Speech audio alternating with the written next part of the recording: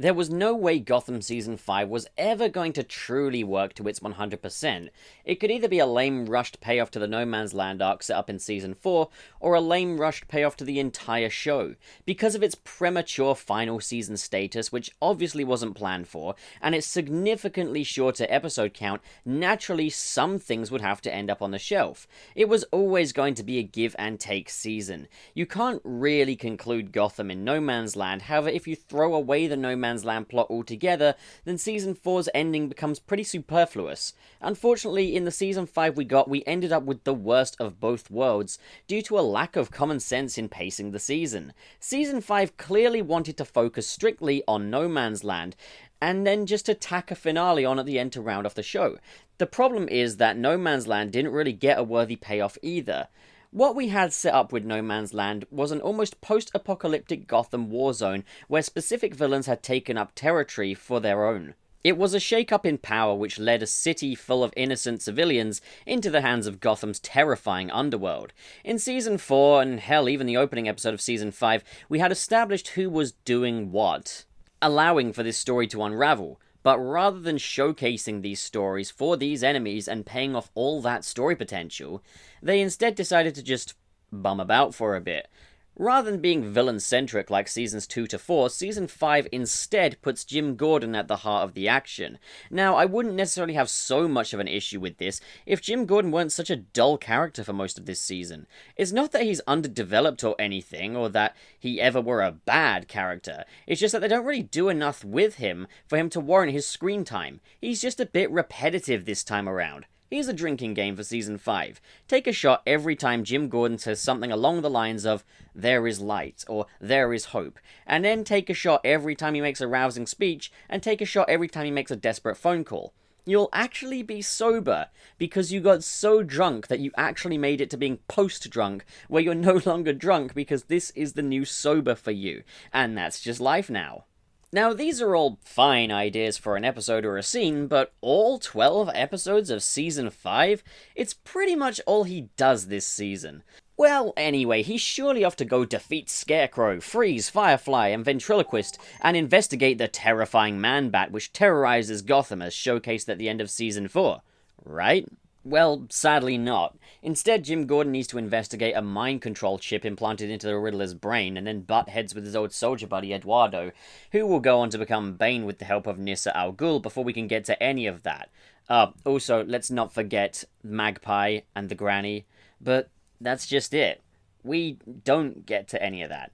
This stuff takes center stage. These villains get utterly shafted after literally being set up in the Season 4 finale, and even the Season 5 opener. Man-Bat, Mr. Freeze, and Firefly are completely absent this season. Scarecrow only serves the purpose of raising the stakes in the first episode. Ventriloquist is a completely different incarnation of the character than he was in Season 4, who just stands there and talks in a filler episode, and this is another issue with Season 5. The villains are totally interchangeable. The Riddler plays a large role in this season arc, and that he gets a mind control device causing him to blow up a building filled with innocent people. Once he is free of the mind control, he just kind of butts heads with Penguin, and that's about it. The entire Riddler thing is lost on this season, as Riddler doesn't really play any mind tricks or riddles. He's just more cannon fodder. Scarecrow only exists to go rob a hospital, but he never uses any of his signature fear toxin.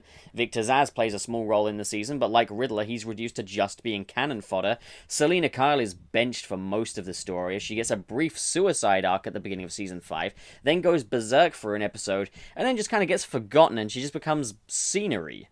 Remember Jeremiah Valeska, the big bad of the season, as set up in Season 4 and showcased in all of the promo material? Well, he's pretty much benched for the entire season.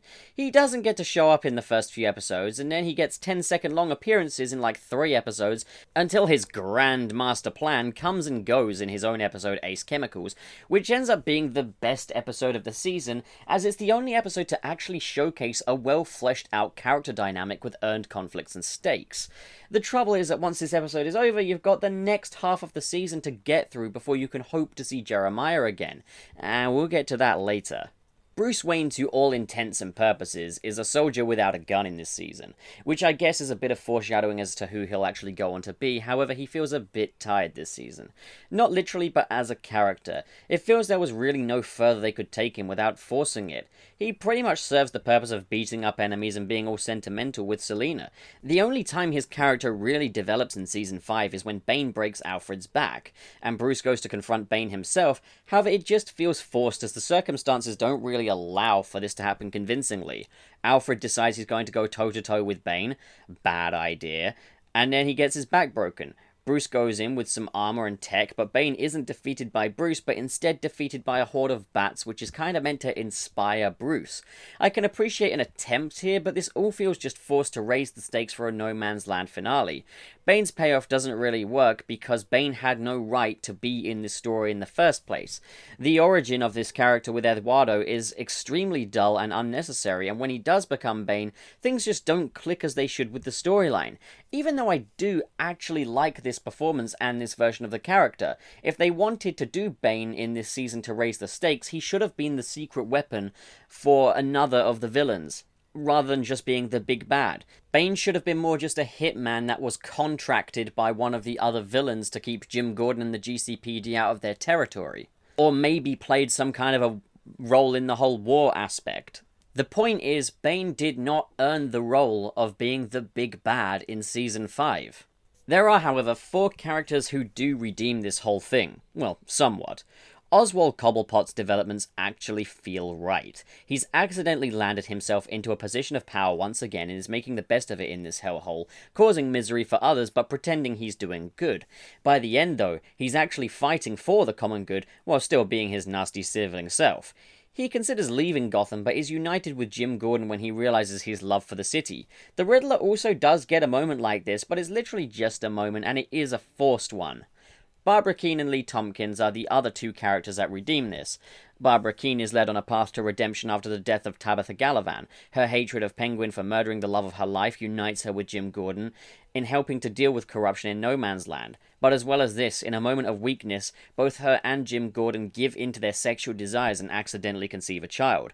And while I'm not really happy with the fact that Barbara Gordon, our Batgirl, is an accident, it does lead to some of the best character development in this season, especially in a new love triangle between Lee Tompkins, Jim Gordon, and Barbara Keene.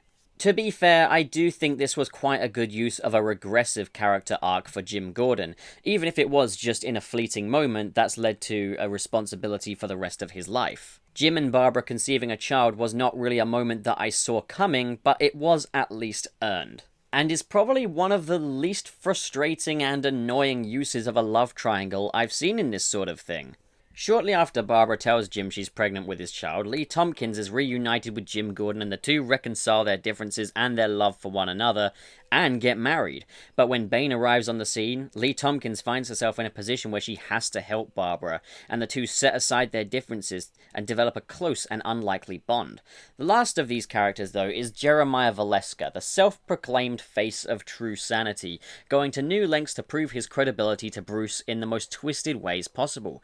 Cameron Monaghan is a natural scene stealer, and the character of Jeremiah is arguably the best character in Season 5. It's just a shame that he spends most of it benched. So, the No Man's Land arc was let down by a lack of narrative focus, priority, needless filler, and poor pacing. But there's the No Man's Land arc, and then there's the series finale, which is the final episode of Season 5. So they chose to prioritize No Man's Land for Season 5 and made a rather unsatisfying job of it, allowing themselves just one standard-length episode for their season finale. 45 minutes to wrap up the entire series. Now, the thing is, Penguin and Riddler's story arcs have pretty much drawn to a close with the end of No Man's Land. The 2 have finally admitted to themselves that they care for one another and have a sense of loyalty to Gotham City, even if the 2 of them share the same goal to ultimately rule the city one way or another. They're fully developed and have been paid off over the course of 5 seasons really well. Even if Riddler was unfortunately rather interchangeable this time around, Barbara Keene is also redeemed. Barbara Gordon is born, Lee Tompkins and Jim Gordon are finally married and at peace with one another, Jim Gordon is now commissioner of the GCPD, Jeremiah Valeska went into the acid vat Ace Chemicals giving way to the Joker, and Bruce has left Gotham to train to become Batman. So what is really left for this finale to actually do? A. Give Jim Gordon a moustache. B. Kill off Lee Tompkins and Barbara Keane. C. Show Jeremiah's final transformation into the Joker. D. Show Catwoman pursuing a life of crime after Bruce leaves Gotham. And E. Bring on the Batman. At this stage, it really wasn't a big task. There was really little left to actually do to bring it all home. So how does it play out? Well, after a 10-year time jump, Jim Gordon has his moustache. For the first couple minutes of the episode before shaving it off. Okay, thanks for nothing then. Barbara Keane is still crooked and morally grey, except she has red hair now. However, she and Jim Gordon are making do with their split parenthood, and Jim and Lee are still happily married. Bruce Wayne is set to return to Gotham after 10 years training. Penguin and Riddler are released after 10 years of imprisonment, and boy do they remind you of this. Here's another drinking game. Take a shot every time a character says, "It's been 10 years" in this finale. You will be dead. The thing is, it's necessary. Barely anybody in this finale has aged a day. Heck, Jim and Barbara look even younger.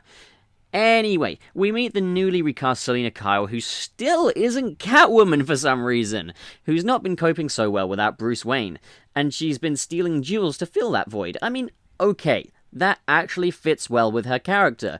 But where's the Catwoman get-up? She kinda has some kind of helmet on in one scene, but we never get a good look at, Catwoman, the other vigilante they've been building up for 5 seasons.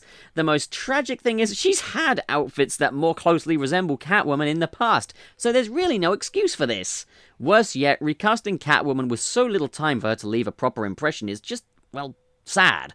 So Penguin decides he wants to hunt down Jim Gordon, while Riddler takes part in a bomb attack on the new Wayne Tower, believing himself to be working with Penguin, but not actually realizing that he's actually working for Jeremiah, who's been pretending to be comatose for the past 10 years, even though a medical brain scan earlier in the season stated that there was 0 brain activity. So how's that for a plot hole? So when Jeremiah's plans to blow up the Wayne Tower fail, he instead decides to kidnap Barbara Gordon for some reason, because, that totally relates to Bruce Wayne. Now, here's another issue. There was really no point to Jeremiah falling into the vat of acid after being benched for the rest of the season. What drives him to become more jokery in his behavior is the absence of Bruce Wayne for 10 years, leaving him with no sense of purpose. So I thought that the common sense thing to do would be that the damage done to Jeremiah's body from the acid left him unrecognizable, which, to be honest, he is. And then, in that case, everybody presumed he was dead. His brain damage means that he's forgotten his past, and that's why his backgrounds are ambiguous, and only we, the audience, know that he is Jeremiah Valeska. But that's not what any of this is. Everybody knows exactly who he is, and he remembers who he is. So what was the point of him going into the chemicals, other than for him to sport a new look and, well, fan service? You mean to tell me that we spent half of the season with no appearance from Jeremiah Valeska for no freaking reason, and he's the best character in this show, and none of it meant anything? Jeremiah Valeska's story in Season 5 is so all over the place that we would have been better off just sticking with Jerome, the fan favourite, the better Joker. These events in Jeremiah's timeline that should have caused changes and meant something didn't, and Jeremiah just acts like this because, well, the show needs a Joker figure.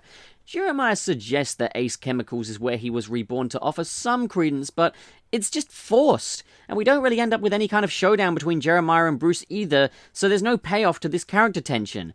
Just a few batarangs to the head and he's down, which leads me to another point. Jerome and Jeremiah were both interpreted as being incomplete versions of the Joker, one representing the chaos and enthusiasm, and the other representing ambition and execution, and that the two would come together to form the Joker. Now that we have the final Joker, there's very little of what made Jerome and Jeremiah great in there, because he's given so little screen time and taken down so easily. It makes Jerome's disposal even more of a waste of time than it was before. I know they didn't have the time to carry out the arc the way they wanted to with Jeremiah, however they could have so easily made it work with the episodes that they had. It's ridiculously frustrating that they went down this road. In the process of kidnapping Barbara Gordon, Jeremiah and Echo attack Barbara Keane, but Barbara Keane survives, therefore missing an opportunity to have any sense of real consequence in this story. As a matter of fact, very little productivity actually happens in this episode. Echo dies, I guess, and we get a reference to a future Harley Quinn, but that's about it. The whole thing is just empty. By the end, Batman visits Catwoman and attempts to reconcile with her, and she knows exactly who he is, but she's still mad at him and committed to being a criminal now. Alfred takes a moment to congratulate Jim Gordon on saving Bruce Wayne's soul in a very rushed way, as Alfred and Jim Gordon and Bullock look to the skies and see the Batman standing atop a roof as the signal points to Batman in a very horribly executed VFX shot, suggesting a brighter future for Gotham, and with that we bid farewell to this once great show. Now, I'm not going to downplay this. As a die-hard fan of Gotham, who absolutely adored the first 4 seasons, Season 5 was an absolutely devastating drop in quality. I've seen a lot of hate towards the Game of Thrones final season, and while I'm only on the 5th season of that show myself, let me just say, I feel you guys. I understand that there were always going to be compromise with the 5th season of Gotham, but it didn't need to be this messy and this convoluted, and so much did not need to get lost in there. It didn't have to be this way. This was never supposed to be an advert for Batman. It was supposed to be a series about Gotham. So why did it end with an advert for Batman? Why end a show with so much going for it with a pilot for a series that will never happen? And I've had a lot of people that never follow Gotham and just dislike the premise and the goofy stuff in there without really knowing the context come to me and say, well, Gotham always sucked. You just now realize this? And this is what makes me so ashamed. Gotham Season 5 has only proven those guys right, even though the first 4 seasons were absolutely stellar. But this retrospective on Gotham Season 5 is only the first part, Gotham fans. As in Part 2, I'll be discussing some ideas as to how Gotham Season 5 could have, and should have, worked out a lot better. Did you enjoy this video? What did you guys think of Season 5? Leave a comment and discuss, and as always, if you enjoyed this video and you want to see more, don't forget to subscribe, hit the like button, and check out the description, as there are links to the Patreon, and if you want to support this channel, and the Discord, where you can come and chat with me. Thank you so much for watching, guys. Have a great day.